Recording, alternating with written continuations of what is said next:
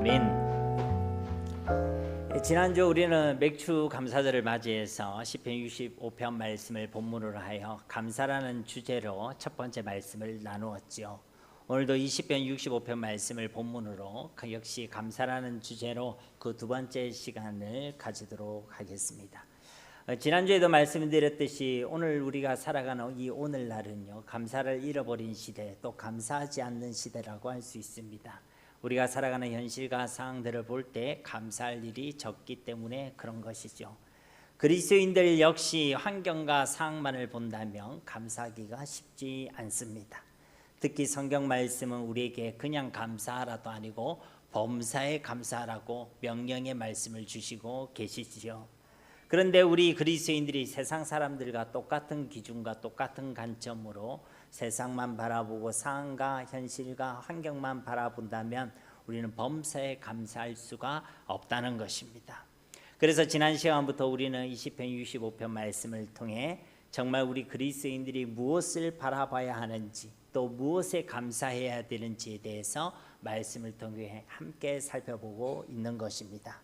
즉 1절 말씀의 시작을 알리는 하나님이여라는 그 말씀처럼 적어도 우리의 시선이 상황과 환경이 아니라 먼저 하나님을 바라볼 수 있을 때에, 그렇게 우리가 하나님이 어떤 분이신지를 알고 그분이 우리에게 어떤 일을 행하셨는지를 알게 되어졌을 때에 우리는 비로소 진정으로 감사할 수 있고 또 범사에 감사할 수 있다는 것입니다. 왜냐하면 상황과 환경은 변하지만 우리 하나님은 변함이 없으시기 때문에 그런 것이죠. 그분은 어제나 오늘이나 동일하시고 영원하시기 때문에 그분을 바라보고 그분께 감사의 제목을 발견하는 사람은 영원한 감사, 범사의 감사, 진정한 감사의 삶을 살아낼 수가 있는 것입니다. 그래서 하나님은 어떤 분이시고 어떤 일을 행하셨는가? 시편 65편은 세 가지를 말씀하고 있다라고 말씀드렸죠. 첫째는 우리가 지난번에 살펴보았던 구원의 하나님이시다라는 것이고, 두 번째 우리 하나님은 창조주요 주권자이신 하나님이시라는 것이고, 세 번째로 우리 하나님은 우리 일상 가운데 또 은혜를 베푸시는 은혜의 하나님이라는 것입니다. 오늘은 이제 이 두 번째와 세 번째에 대한 말씀을 우리가 함께 살펴보고자 하는 것입니다. 오늘도 주시는 그 말씀을 통해 우리 가운데 감사가 회복되어지고 감사가 터져나오는 은혜가 있게 되시기를 예수님의 이름으로 간절히 축원드립니다. 먼저 6절 말씀을 보시면 주는 주의 힘으로 산을 세우시며 권능으로 띠를 띠시며, 여기서 산을 세우시다라는 것은 그 산을 만드신 분이 바로 우리 하나님이심을 증가하고 있습니다. 또 권능으로 띠를 띠시는 분이라는 말씀은 그 산을 아름답게 꾸미실 뿐만 아니라 그 산이 무너지지 않도록 유지하시고 주관하시는 분도 바로 우리 하나님이심을 증가하고 있는 것입니다. 그러면 산만 그러하다는 것입니까? 당연히 아니겠죠. 여기서 이 산은 하나님께서 창조하신 그 모든 피조물의 대표라고 할 수 있습니다. 즉 이 6절 말씀은 이 모든 우주 만물을 창조하신 분이 바로 우리 하나님이시고 이 우주 만물을 지금도 그 질서대로 유지하여 주시고 주관하시는 분도 바로 우리 하나님이심을 증가하고 있는 것입니다. 그렇습니다. 이 우주 만물을 창조하신 힘과 이 우주 만물을 통치하시는 권능을 가지신 분이 바로 우리 하나님이신 줄 믿습니다. 그렇기 때문에 우리의 경외의 대상도 오직 하나님이신 것입니다. 하나님만이 창조주시라는 것은 하나님이 우리의 주가 되시고 왕이 되어 주신다는 것입니다. 또 하나님께서 우리를 창조하셨을 때 우리에게 주신 창조의 목적이 바로 여기에 있는 것입니다. 그래서 우리는 하나님만을 경외해야 한다는 것이죠. 우리 적어도 우리 삶의 목적이 산이 아니라 하나님이 되어야 한다는 것입니다. 우리가 잘 아는 대소리문답 1문 1답에도 뭐라고 얘기합니까? 사람이 제일 되는 목적이 무엇입니까? 하나님을 영원하게 하고 그를 영원토록 즐거워하는 것이다 라고 말씀하고 있는 것입니다. 그래서 우리 인생을 조성하시고 만드신 목적이 바로 여기에 있다는 것입니다. 우리의 삶의 목적을 하나님께 두라는 것이고 하나님께 찬양과 경배를 올려드리라는 것입니다. 그러니까 우리가 산이 우리의 삶의 목적이 되어서는 안 된다는 것입니다. 그리스도인의 삶의 목적은 이 산을 만드시고 유지하시고 통치하시는 하나님이 되어야 할 줄 믿습니다. 그러니까 이 산은요, 세상에 또 다른 그 무엇을 의미하기도 하는 것입니다. 그러니까 세상이 우리의 삶의 목적이 되어서는 안 된다는 것이죠. 우리의 믿음의 대상도 산이 아니라 하나님이 되어야 할 줄 믿습니다. 세상도 사람이 아무리 대단하다 할지라도 그것은 다 유한한 것들입니다. 세상과 사람이 아무리 대단하다 할지라도 우리의 죄의 문제를 해결할 수 없고 우리 영적인 문제를 해결해 줄 수가 없습니다.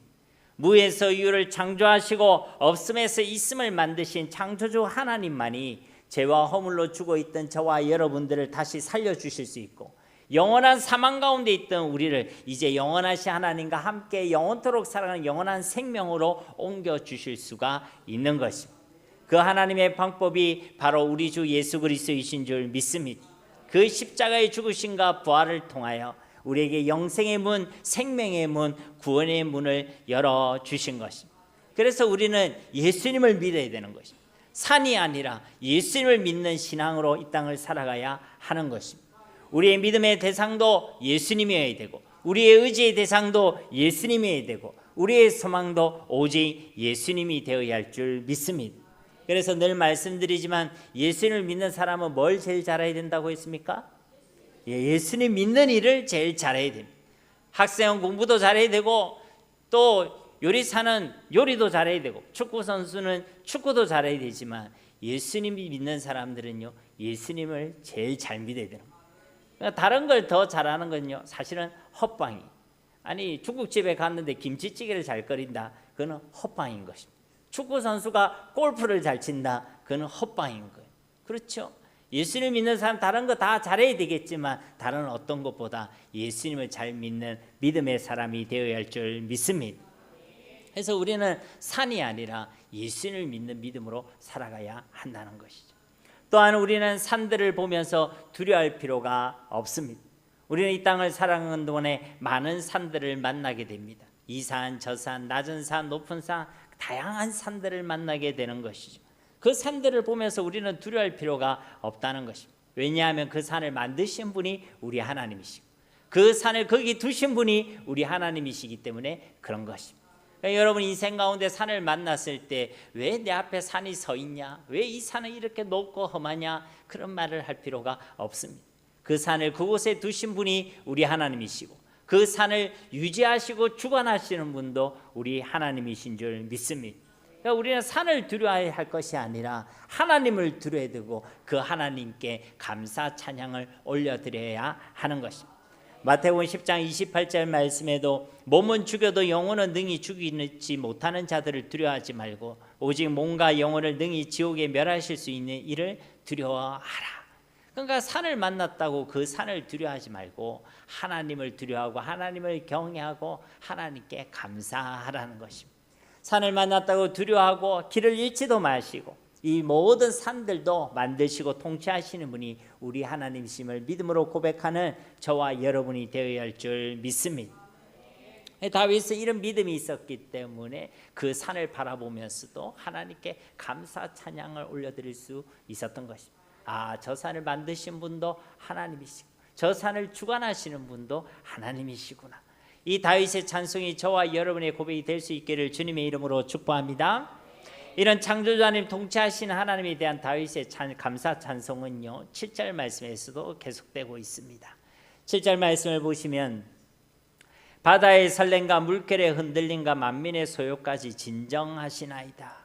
여러분 설렘이란 단어는 좀 좋은 단어일 것 같아요? 나쁜 단어인 것 같아요? 여러분 사랑을 하면 설레요? 안 설레요?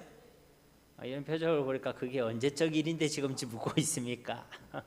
이게 우리 바다의 설렘이나 물결의 흔들림 이런 시적인 표현을 보면요 우리가 고요한 바다 아니 물결이 살랑살랑대는 그런 낭만이 있는 바다를 생각할 수 있습니다.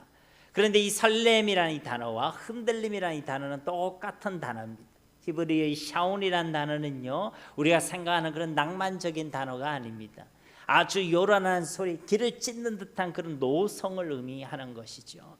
즉 이 7절 말씀에서 증거하고 있는 그 바다는 아주 흉흉한 바다, 강한 바람과 세찬 파도의 소리가 가득해서 인간의 힘으로 도무지 통제할 수 없는 그런 거친 바다를 의미하고 있는 것입니다. 그리고 7절 말씀에 만민의 소유라는 것은 이 땅에 가득한 난리와 전쟁과 같은 그런 큰 소동들과 극심한 혼란들을 의미하는 것이죠. 그런데 이 7절 말씀 바로 이렇게 우리가 도무지 감당할 수 없는 그 바다의 설렘과 흔들림들을, 또 이 땅의 그 모든 혼란들과 극심한 고통과 고난의 소리들을 잠잠하게 하시는 분, 진정시켜 주시는 분이 있음을 증거하고 있는 것입니다. 그분이 누구십니까? 바로 우리 여호와 하나님이신 줄 믿습니다. 왜냐하면 그 바람과 파도를 만드신 분도 우리 하나님이시고, 이 우주 만물과 그 모든 역사를 주관하시는 분도 바로 우리 하나님이시기 때문에 그런 것입니다. 그러니까 바람을 만드신 분도 하나님이시고, 파도를 만드신 분도 우리 하나님이시고, 이 땅의 모든 역사를 주관하고 계신 분도 우리 하나님이신 줄 믿습니다. 우리는 우리의 삶과 인생 여정 가운데요, 이런 거대한 폭풍과 지체만한 파도들을 만날 때가 있습니다. 잔잔한 파도 같은 경우에는 잠깐 우리가 넘어갈 수도 있습니다. 그러나 때론 내가 감당할 수 없는 인생의 바람과 그리고 거친 파도를 만날 때가 있다는 것입니다. 정말 세상에 가득한 난리와 전쟁들, 이 세상의 어떤 부조리함 앞에서 우리가 도대체 무엇을 할 수 있을까, 그것을 치열하게 고민하게 되는 때가 있다는 것이죠. 그런 문제들을 만났을 때 우리는 전적으로 무력함을 느끼게 된다는 것입니다. 그러나 하나님 앞에는 그것이 아무것도 아니란 것입니다. 우리에게는 자그마한 강도, 이스라엘 백성들에게 홍해도 요단강도 다 문제가 되었고, 저 견고한 여리고성도 문제가 되었지만 하나님께는 문제가 됐습니까? 안 됐습니까? 안 되었죠. 하나님께는 전혀 문제가 되지 않았던 것입니다. 그러니까 우리가 만나는 그 문제가 어떤 문제라도 하나님께는 아무런 문제가 되지 않는다는 것입니다. 그 모든 것을 만드시고 주관하시고 섭리하시고 다스리시고 통치하시는 분이 우리 하나님이심을 믿으시기를 주님의 이름으로 축복합니다. 이런 믿음이 있는 사람은 어떻겠어요? 문제 앞에서도 담대함이죠. 그렇죠? 아무리 그 거친 바람과 또 높은 파도 앞에서도요, 담대할 수 있는 것입니다. 세상의 소유 앞에서도 흔들리지 않게 되는 것입니다. 왜? 그 하나님이 창조주시오 주권자이심을 믿기 때문에 감사할 수 있는 것입니다. 8절 말씀도 보시면 땅끝에 사는 자가 주의 징조를 두려워하나이다. 주께서 아침 되는 것과 저녁 되는 것을 즐거워하게 하시며, 여기서 말하는 주의 징조는 6절과 7절 말씀에 나타난 그 하나님의 역사를 의미하는 것이죠. 그러니까 그 하나님의 역사를 경험한 사람은 어떻게 된다고요? 반드시 두려워하게 되어 있다는 것입니다. 창조주 하나님, 통치자 하나님, 주권자 하나님을 믿고 그것을 경험한 사람은 하나님을 경외하게 되어 있다는 것입니다. 세상의 모든 설렘과 흔들림과 소유함까지도 잠잠하게 하시는 그 하나님의 힘과 건세와 능력을 경험한 사람은 하나님을 경외하게 되어 있다는 것입니다. 그러니까 땅끝에 사는 자들이라는 것은요, 이 땅에 있는 모든 사람들에게 다 적용되는 이야기라는 거예요. 하나님이 창조주시고 주권자이시고 그분의 그 건세와 능력을 경험한 사람, 그런 믿음이 있는 사람은 다 하나님을 경외하게 되어 있다는 것입니다. 그러니까 여기서 두려워한다는 것은 벌벌 뜬다는 것이 아니라 하나님을 경외하고 하나님을 예배하게 되어 있다는 것입니다. 나아가 이 8절 말씀의 하반절 말씀처럼 아침이 되는 것과 저녁이 되는 것도 즐거워하게 되는 줄로 믿습니다. 하나님을 모르는 사람, 하나님을 떠나 있는 많은 인생들은요, 하루하루를 그냥 덧없이 살아갑니다. 그냥 해가 떴으니까 하루를 시작하고 해가 지니까 하루를 마감하고 그냥 그렇게 하루를 허무하게 보내게 된다는 것이, 아니면 하루 종일 원망과 불평 가운데 근심과 걱정으로 하루를 시작하고 하루를 맞이합니다.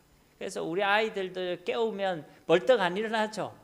왜 나를 깨웠냐면 온갖 짜증스러운 표정과 피곤한 표정으로 하루를 시작하니, 하루를 마칠 때는 이제 털레 너무나도 지치고 고난 표정으로 들어오죠. 그것이 우리 이 땅을 살아가는 삶의 모습인 것입니다. 학생은 학생대로, 또 직장인은 직장인대로, 사업하는 사람은 사업하는 사람대로.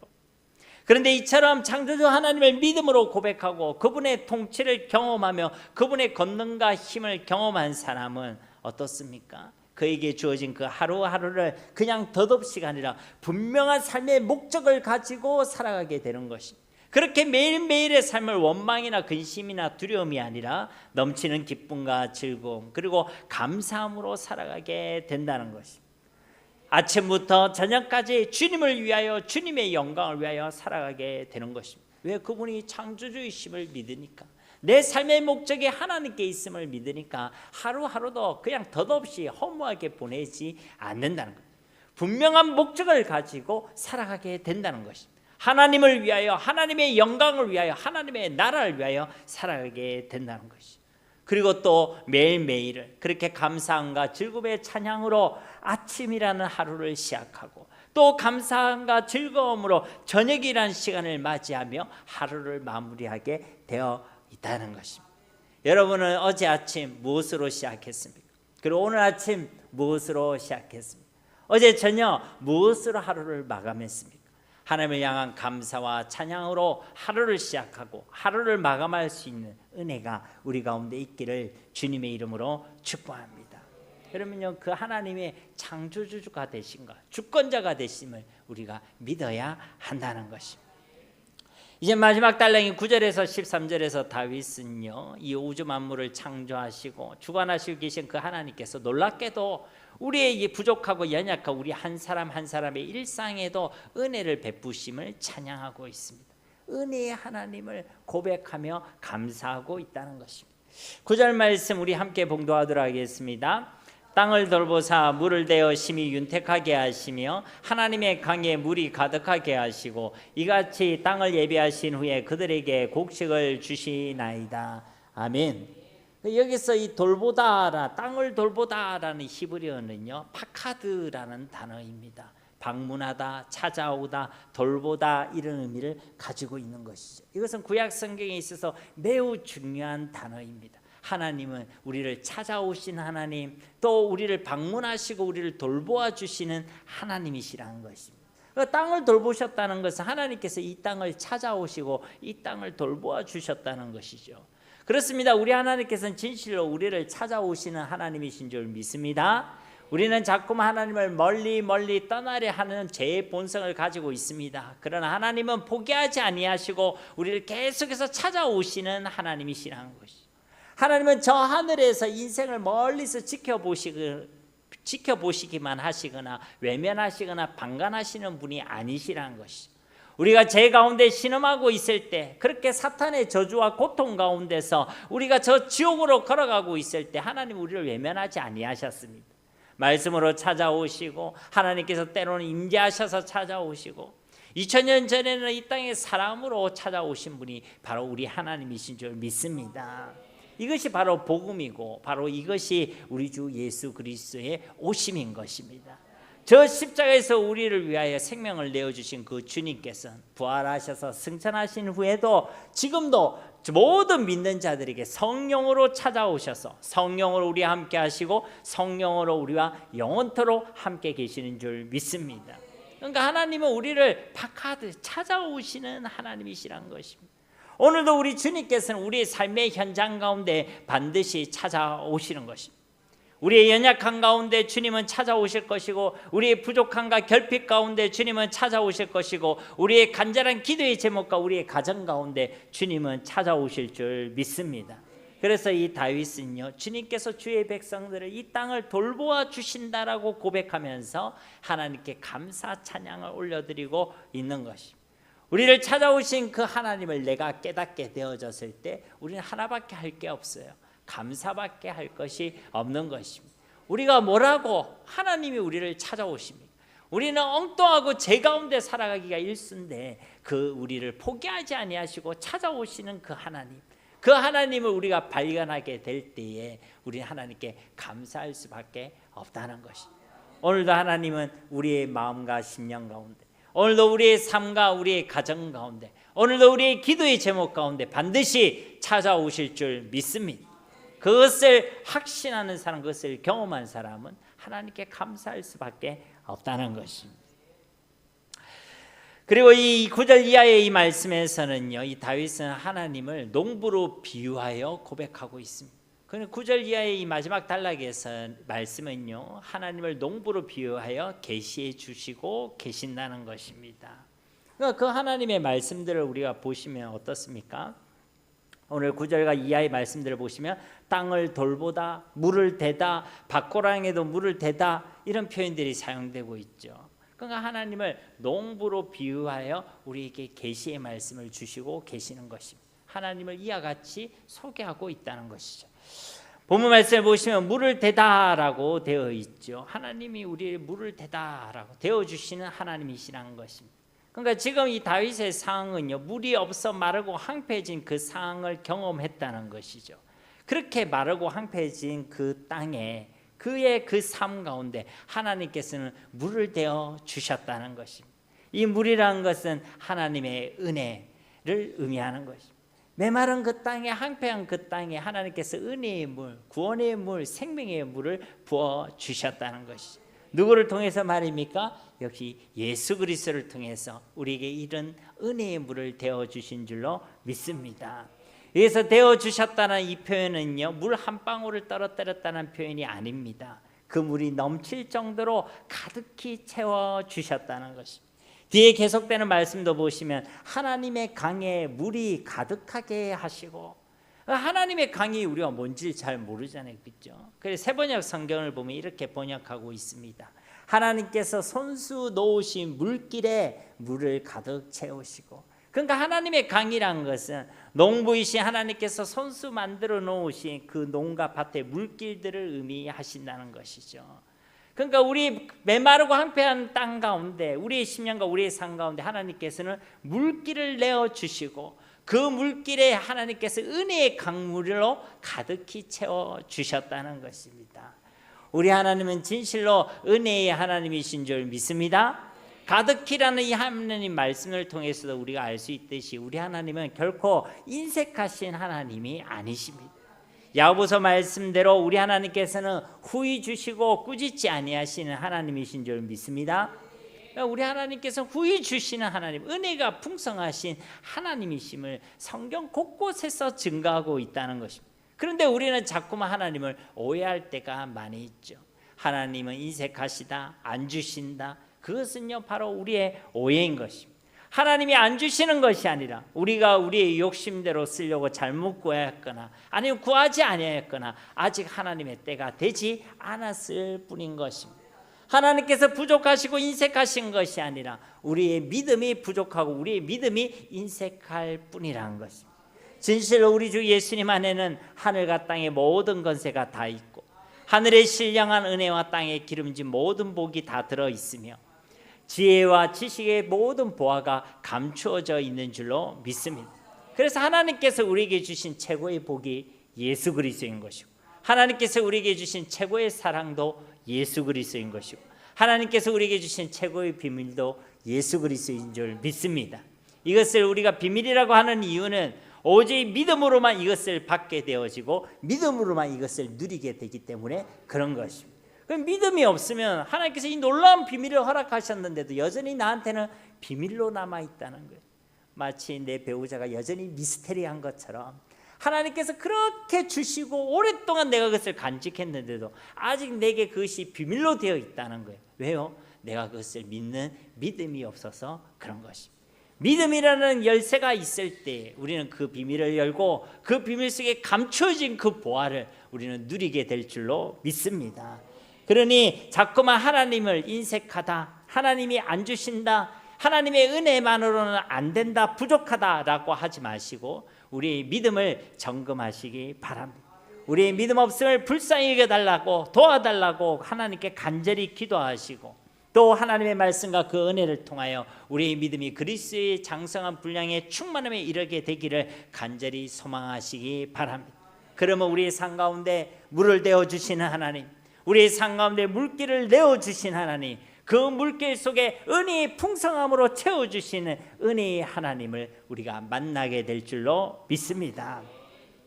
9절 하반절 말씀에 이같이 땅을 예비하신 후에 그들에게 곡식을 주시나이다. 그러니까 우리에게 곡식, 일용할 양식과 오늘을 주시는 분이 바로 우리 하나님이심을 증가하고 있습니다. 우리에게 주어지는 그 오늘, 그리고 그 오늘을 살아가게 하는 그 양식과 그 무엇들이 우리에게 그냥 주어진 것이 아니란 것입니다. 우리의 수고와 노력으로만 이루어진 것이 아니란 것입니다. 오늘 말씀에는 그 모든 것을 하나님께서 예비하시고 하나님께서 주셨다라고 증거하고 있는 것입니다. 즉 하나님께서 그 땅을 예비하시고 준비해 주셨기 때문에, 그 하나님께서 그 땅을 방문해 주시고 돌보아 주셨기 때문에, 하나님께서 그 땅에 물길을 내시고 그 물길에 물을 대어 주시고 넘치도록 채워 주셨기 때문에 우리는 하나님께서 주시는 이 곡식을 우리가 받아 누릴 수가 있다는 것입니다. 다 누구의 은혜라는 것입니까? 하나님의 은혜라는 것입니다. 이 믿음의 고백이 저와 여러분 가운데도 있게 되기를 주님의 이름으로 축복합니다.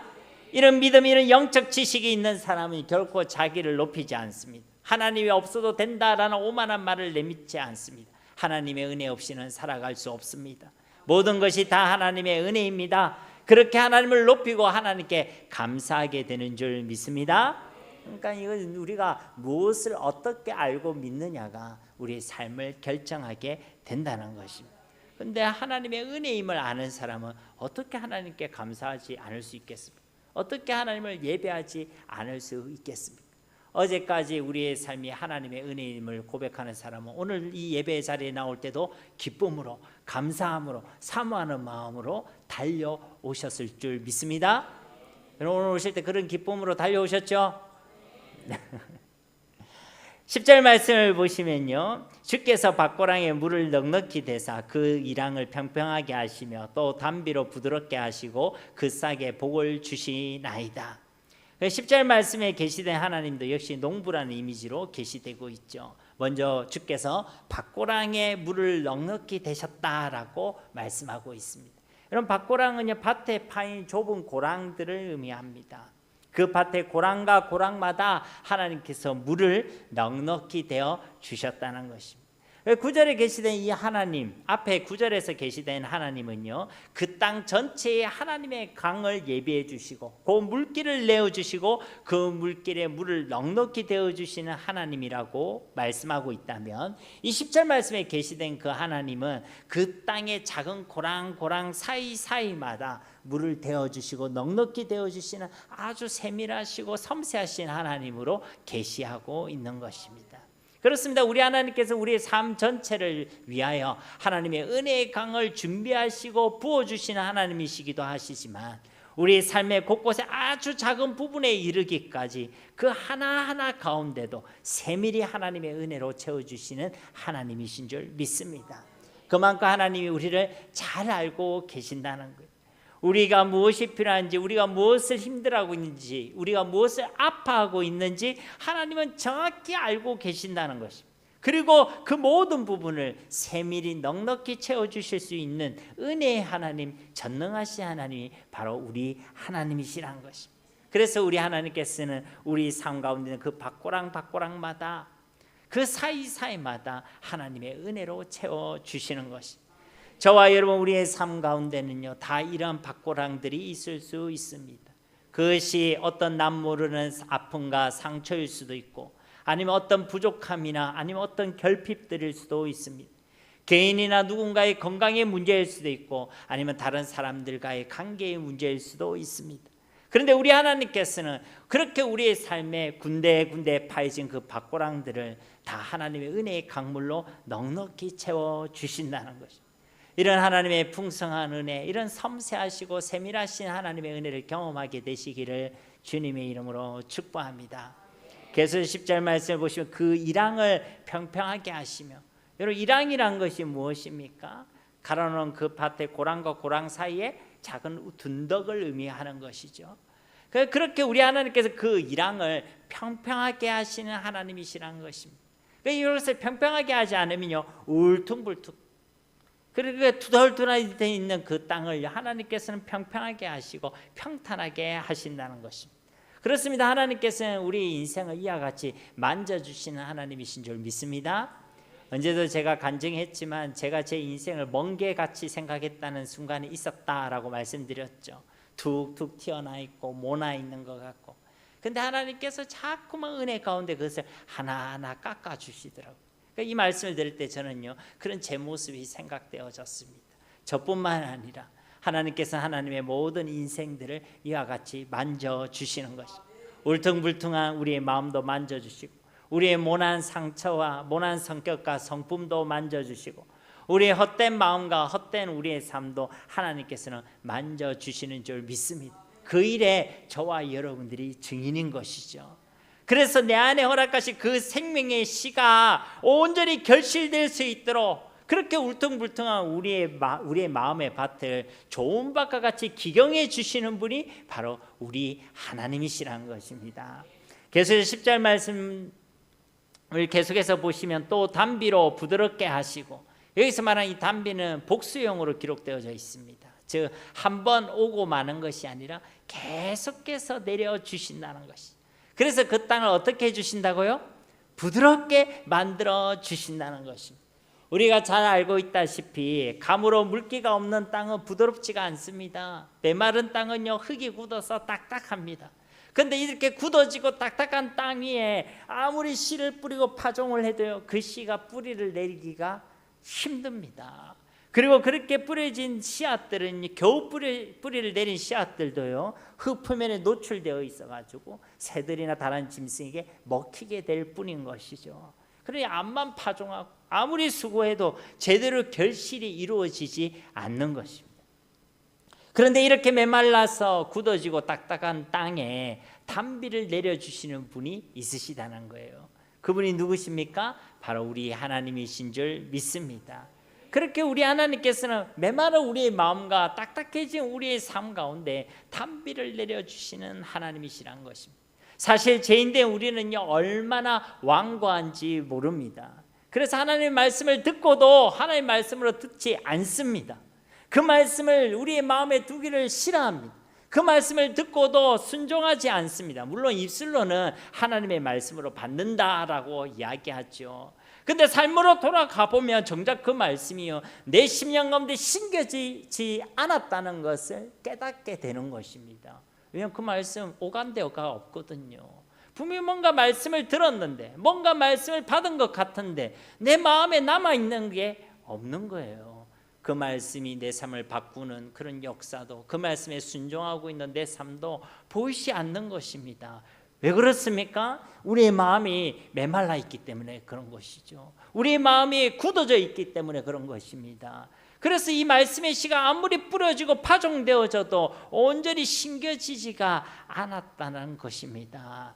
그렇게 우리의 말씀이 우리 가운데 뿌려져서도 정작 심겨지는 말씀은 없었다는 것이죠. 그러니 우리의 삶의 말씀을 듣고도 변화도 없고 말씀이 성취되는 그 어떤 역사도 없고 말씀이 우리의 삶을 이끄시는 인도하심도 없고 말씀의 능력이 나타나는 말씀의 힘도 경험하지 못하는 것입니다. 그래서 야고보서 1장 21절에는 마음에 심어진 그 말씀을 온유함으로 받으라, 부드러움으로 받으라라고 우리에게 권면하고 있는 것이죠.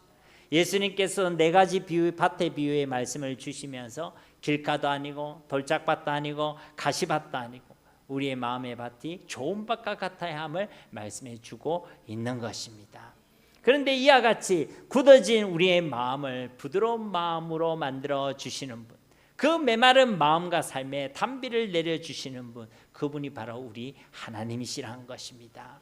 에스겔서 36장 23절 말씀에도 또 새 영을 너희 속에 두고 새 마음을 너희에게 주되 너희 육신에서 굳은 마음을 제거하고 부드러운 마음을 줄 것이며, 그 우리 마음에 새 영과 새 마음을 주시는 분, 우리 가운데 있는 그 굳은 마음을 제거해 주시고 부드러운 마음을 주시는 분, 그분이 바로 우리 하나님이심을 성경 곳곳에서 증가하고 있다는 것입니다. 특별히 오늘 말씀에 부드럽게 하다라는 이 말씀은요 완전히 녹여버린다라는 의미를 가지고 있습니다. 내 힘으로 결코 깨뜨릴 수 없는 그 완고한 고집들, 염려와 두려움으로 굳어져 버린 우리의 마음과 그 생각들, 언제부터인가 메말라 있는 우리의 그 심령을 완전히 녹여주신다는 거예요. 누가 말입니까? 우리 하나님께서 그 은혜의 단비, 그 성령의 단비로 완전히 녹여주신다는 것입니다. 그러니까 우리 인생 가운데 하나님의 강을 준비해 주시고 우리 가운데 밭고랑을 내셔 그 고랑고랑 사이사이마다 물을 대어주시고 우리 가운데 있는 울퉁불퉁 그 밭이랑들을 갈아주시고 만져주셔서 평평하게 해주시고 이제 그 가운데 단비를 내려주셔서 우리의 마음과 우리의 삶을 부드럽게 만들어 주셔서 좋은 것과 같이 만들어 주시는 분, 그분이 바로 우리 하나님이신 줄 믿습니다. 그렇게 우리가 좋은 것과 같이 되면 어떻습니까? 10절 하반절 말씀에 보면 그 싹에 복을 주시나이다. 여러분, 이 싹이라는 것은요, 생명을 얘기하는 거예요. 그 생명의 결실을 맛보게 하신다는 것입니다. 이것이 진짜 복인 줄로 믿습니다. 말씀의 씨앗이 뿌려지고 파종될 때 그 말씀이 얼마든지 심겨지고 뿌리를 내리고 튼실한 열매를 결실할 수 있는 모든 여건들을 하나님께서 만들어 주신다는 것입니다. 그래서 이제는 아무런 변화가 없는 인생이 아니라 변화와 성장과 성숙을 맛보는 인생으로, 아무런 열매가 없는 인생이 아니라 30배로 60배로 100배로 결실하는 그 생명의 역사를 경험하는 삶을 살아내게 하신다는 것입니다. 이것이 진짜 복인 줄로 믿습니다. 우리 속에 생명의 역사가 일어나고 그 생명을 맛보게 되는 것, 그것이 진짜 복이라는 것입니다. 그런 생명의 역사를 누리는 복을 저와 여러분들 삶 가운데 풍성히 누리시기를 주님의 이름으로 축복합니다. 11절 말씀 우리 함께 봉독하겠습니다. 주의 은택으로 한 해를 관 씌우시니 주의 길에는 기름방울이 떨어지며. 아멘. 주의 은택으로 한 해를 관 씌우신 우리 하나님께서는 우리의 한 해를 하나님의 은혜로 덮어주시는 하나님이신 줄 믿습니다. 한 해라는 것은요, 어떤 특정한 몇 날을 얘기하는 게 아니에요. 한 해 전부를 1년 내내 하나님께서 그 은혜로, 은혜의 간으로 덮어주신다는 것입니다. 다시 말해서 우리가 지금까지 살아온 모든 시간들이 하나님의 은혜로 덮여져 있었다는 것입니다. 여기서 이 언택이라는 것은요, 히브리어로 토브라는 단어입니다. 여러분에게 익숙한 단어죠. 좋은, 그리고 선함을 의미하고 있는 것입니다. 그러니까 하나님께서 우리에게 베풀어 주셨다는 그 은혜, 은택의 본질은요, 좋은 것들, 선한 것들이라는 것이죠.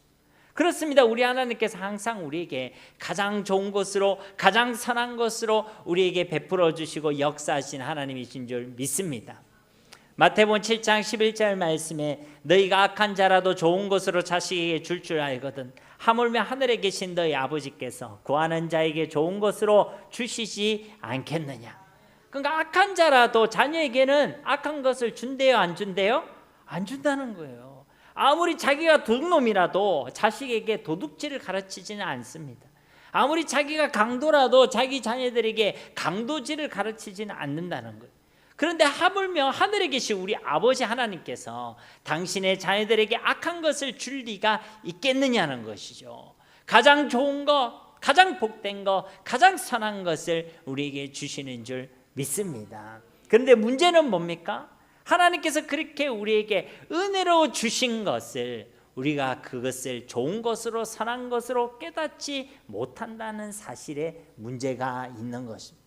하나님께서 그것을 틀림없이 좋은 것으로 주시고 선한 것으로 주시고 복된 것으로 주셨는데 우리는 그것을 은혜로, 선한 것으로, 좋은 것으로 보지 못한다는 것입니다. 출애굽 당시에 이스라엘 백성들이 딱 그러했죠. 하나님께서는 그들에게 복을 주시고 구원의 은총을 누리게 하시고 그들에게 그 언약의 말씀을 이루시기 위하여 복으로, 은혜로 그들을 출애굽시켰습니다. 유월절 어린 양의 피로 그들을 출애굽시켰죠. 그런데 정작 그 이스라엘 백성들은 어떻게 했습니까? 하나님께 원망하고 불평했죠. 왜 우리를 출애굽시켰냐고. 차라리 애굽에 가만히 있어서 그곳에 죽게 하지 왜 우리를 출애굽시켰냐고 원망하고 불평했다는 것이죠. 하나님께서 복으로, 은혜로 주셨는데 그들은 그것을 은혜로 깨닫지 못하고 원망과 불평을 쏟아내었다는 것입니다. 무엇을 몰랐다는 거예요? 그것이 하나님의 은혜인 줄 몰랐다는 것입니다. 이것은 우리에게도 동일한 것입니다. 하나님께서는 지금도 하나님의 그 백성들을 진실로 가장 좋은 것으로, 가장 선한 것으로 우리에게 베풀어 주시고 인도하시고 역사하시고 계시는 줄 믿습니다. 그런데 정작 우리가 그것을 깨닫지 못하고 믿지 못하면 우리 역시도 우리의 무지함과 그 불신함 가운데서 하나님의 그 은혜를 은혜로 보지 못하고 원망하고 불평하고 근심하고 걱정하며 살아가게 된다는 것입니다. 그러나 우리가 이것을 진정 하나님의 은혜로 깨닫고 하나님께서 내게 해 주신 그 모든 일들과 그 모든 역사가 정말로 가장 좋은 것, 가장 선한 것, 가장 복된 것으로 우리가 믿고 확신되어진다면 우리는 하나님께 고백하겠죠. 지금까지 지내온 모든 것이 하나님의 은혜였습니다.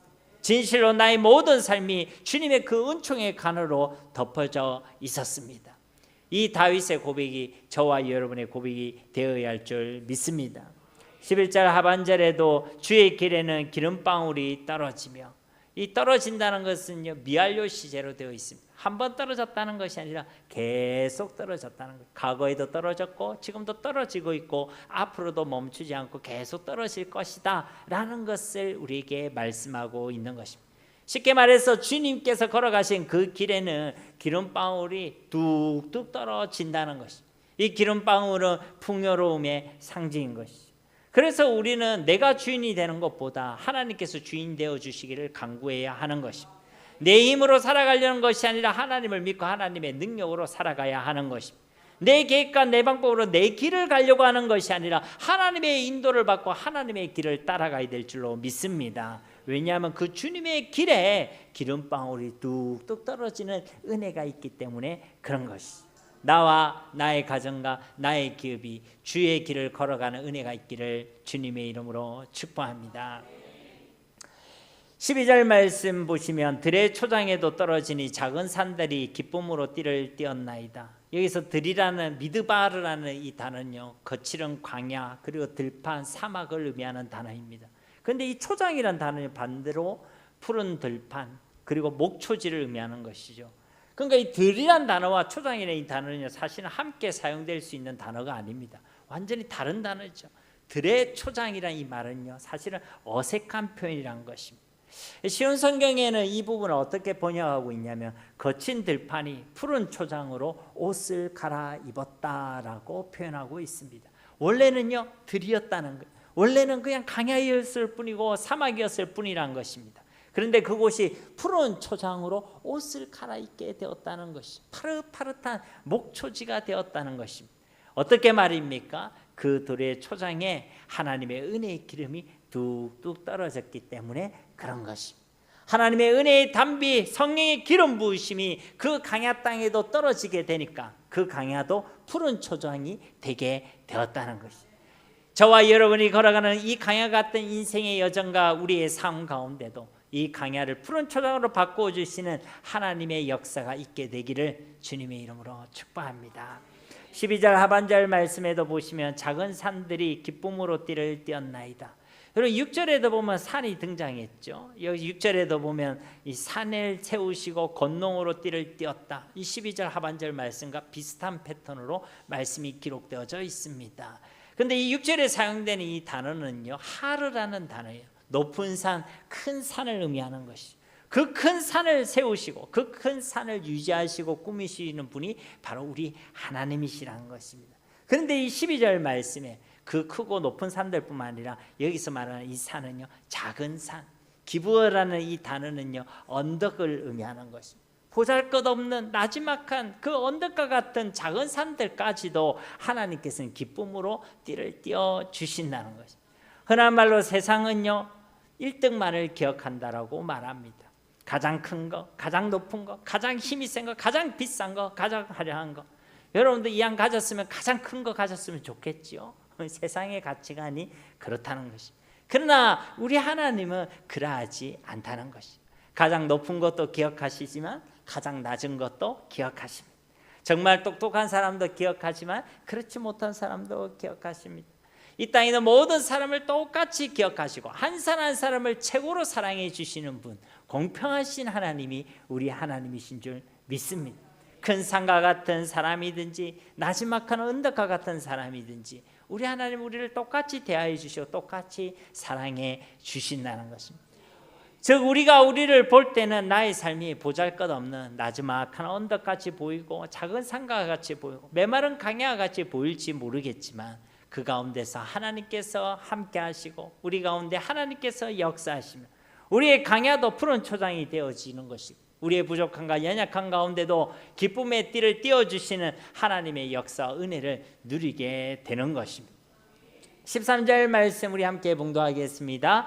초장은 양떼로 옷 입었고 골짜기는 곡식으로 덮였으며 그들이 다 즐거이 외치고 또 노래하나이다. 아멘. 그래서 그 들판이 어떻게 됐다는 것입니까? 양떼로 옷 입었다는 거예요. 이 양떼를 원어로 보면 양만 가리키는 게 아니라 염소까지 포함하고 있는 것입니다. 그러니까 이거는 막 가축의 떼가 가득해. 그 땅이 얼마나 풍요로운지 양과 염소의 떼로 옷을 입었다라고 표현하고 있는 것입니다. 골짜기는 곡식으로 덮였으며 골짜기는 가장 낮은 곳을 얘기하죠. 그 골짜기 낮은 곳까지 곡식으로 가득히 덮였다는, 그만큼 풍요롭다는 것입니다. 어떻게 이런 풍요로움이 그 땅 가운데 임하게 되어졌습니까? 하나님께서 그 땅을 돌보셨기 때문에, 하나님께서 그 땅에 물길을 내어주시고 그 물길을 채워주셨기 때문에, 하나님께서 그 밭고랑에 물을 채워주시고 밭이랑을 평평하게 해주셨기 때문에, 하나님께서 그 메마르고 굳어진 땅에 단비를 내려주셔서 부드럽게 해주셨기 때문에, 쉽게 말해서 다 누가 해주셨다는 거예요? 하나님께서 다 해주셨다는 거예요. 하나님께서 그 한 해를 은혜의 간으로서 씌워주시고 하나님께서 그 가운데 함께 하시고 역사해 주셨기 때문에 이와 같이 그 땅에 기름이 뚝뚝 떨어지는 풍요로움과 온 양떼와 오곡백가로 채워주시는 풍성함이 있게 된 줄로 믿습니다. 다 하나님의 은혜라는 거예요. 이것을 다윗이 발견하고 지금 벅찬 감동을 가지고 하나님께 감사의 찬송을 올려드리고 있는 것입니다. 그래서 이 감사 찬시 시편 65편 마지막 말씀은 이와 같이 마무리되고 있습니다. 그들이 다 즐거이 외치고 또 노래하나이다. 아멘. 여러분 말씀을 맺도록 하겠습니다. 다시 말씀드리지만 우리가 우리의 환경과 상황을 보면 진정한 감사도 범사의 감사도 할 수 없습니다. 그래서 우리의 시선은요 하나님을 향해 있어야 하는 것입니다. 먼저는 지난 시간에 말씀을 나누었듯이 하나님께서 베풀어 주신 그 구원의 은혜, 그 십자가의 사랑에 우리의 시선이 머물러 있어야 하는 것입니다. 그리고 오늘 말씀처럼 두 번째로는 온 우주 만물과 우리 인생을 만드시고 주관하시는 창조자 하나님, 주권자 하나님을 향해 우리의 시선이 있어야 될 줄로 믿습니다. 그래야 우리가 이 땅에서 만나는 그 모든 강풍들과 거센 파도와 난리와 소란들 가운데서도 우리는 온전한 평안과 감사를 누릴 수 있는 것이고, 진정으로 하나님을 경외하며 우리의 아침과 저녁을 감사함으로 시작하고 감사함으로 마무리할 수가 있는 것입니다. 세 번째는 우리의 일상 가운데도 은혜를 베풀어 주시는 은혜의 하나님과 그 하나님께서 베풀어 주신 그 은혜에 우리의 시선이 머물러 있어야 될 줄로 믿습니다. 메마른 우리의 삶을 계속해서 찾아오시고 돌봐 주신 하나님, 그런 우리를 위해 우리의 삶 가운데 물길을 내어주시고 또 은혜의 물을 채워주신 하나님, 우리 인생에 있는 밭 이랑들도 은혜로 채워주시고 또 밭 고랑들 가운데도 하나님께서 은혜로 채워주시고 밭 이랑들도 하나님께서 만져주셔서 평평하게 해주시고, 그래서 마침내 생명의 역사를 경험하게 하시는 그 하나님께 우리의 시선이 머물러 있을 때에 우리는 매일의 삶 가운데 감사와 찬송의 고백을 하나님께 올려드릴 수가 있다는 것입니다. 그래서 반드시 이 시편 65편의 마지막 찬양의 선포의 내용과 같이 그 어떤 상황과 환경들 속에서도 다 즐거이 외치고 노래하는 삶, 그 범사의 기쁨과 감사와 찬송을 고백하는 그런 삶을 살아내는 저와 여러분이 다 되시기를 예수님의 이름으로 간절히 축원드립니다.